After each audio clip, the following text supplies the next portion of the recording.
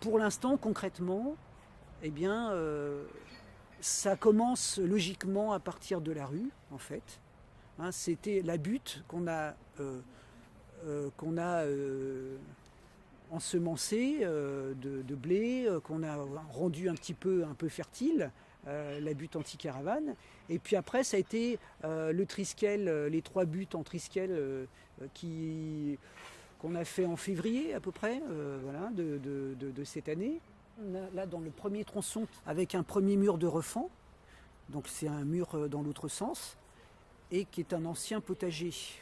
Donc en fait, comme je le disais tout à l'heure, plus on s'avance au fond de la parcelle et plus ça devient entre guillemets sauvage parce que voilà, le deuxième tronçon avec un deuxième mur de refend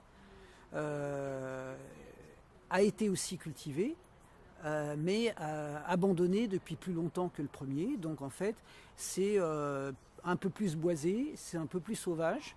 Et le troisième tronçon, donc entre le deuxième et le troisième mur de refend, il est complètement, ça c'est le bois en lui-même, le bois en lui-même, qui est un bois assez clairsemé quand même, hein, mais avec des espèces qui ont poussé comme ça assez sauvagement depuis à peu près, je pense, au moins 30 ans. C'est que petit à petit, on puisse utiliser un peu les ressources de ce bois, qu'ils deviennent vivants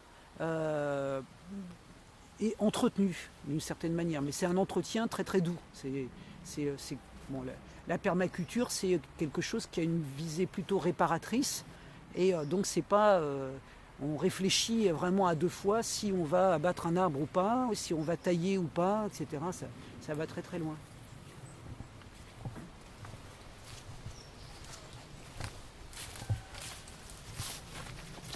Et donc renouer avec aussi la tradition des murs à pêche, c'est-à-dire le palissage des pêchers sur les murs, ce qui consiste à fixer avec une loque, c'est-à-dire un petit bout de tissu, on plante un clou dans le mur, on fixe un bout de tissu qui va maintenir, pour ne pas l'abîmer, la branche, et qui permet de ce qu'on appelle la conduite. C'est-à-dire de donner une forme aux arbres. Et ce que j'expliquais tout à l'heure, c'est que il y a l'arboriculture moderne, ou en tout cas un des lieux de naissance de l'arboriculture moderne, c'est Montreuil.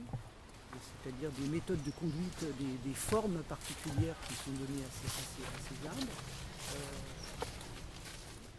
Et ensuite, le troisième tronçon, il se rétrécit.